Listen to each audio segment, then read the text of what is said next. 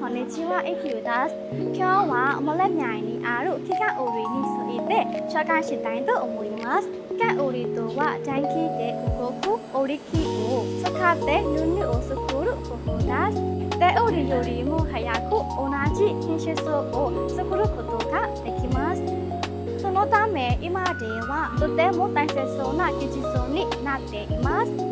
မြန်မာでは昔から手織りが有名ですが、最近は木が織りもよく使われています。手織りと木が織りにがそれぞれ違うがあります。都内には木が織りを行う工場があります。そこで働く人たちが毎日いろいろな種類の布を作っています。工場ではまず糸を機械にセットします。この作業はとても大切です。糸が擦れるときれいな布を作ることができません。準備が終わると機械を動かして布を始まります。機械はとても早く動きますが、作業をする人はいつも機械を見ています。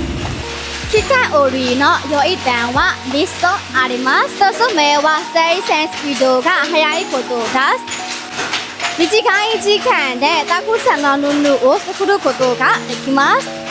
そのため多くの人が使う布を作ることができます。2つ目は品質が安定していることです。同じデザインや同じ大きさの布をついて作ることができます。バッグを作るときもとても便利です。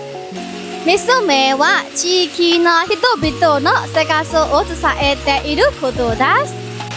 工場では多くの人が働いています。そして作られた布はランジや洋服、バッグなどいろいろな製品になっています。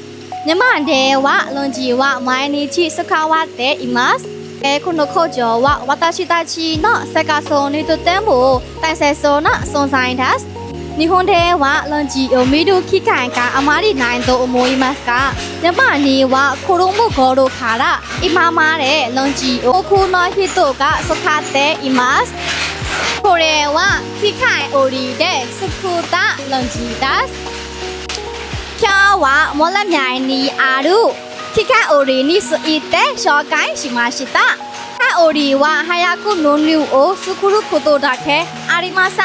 地域の産業を支え、多くの人の仕事や生活にもつながる大切な技術です。もちろん手織りにも機械織りにもそれぞれの良さがあります。どちらもမြန်မာの大切な文化だと思います。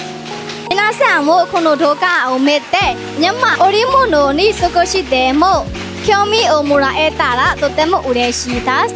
最後まで見てくれてありがとうございました。また次回のライブで会いましょう。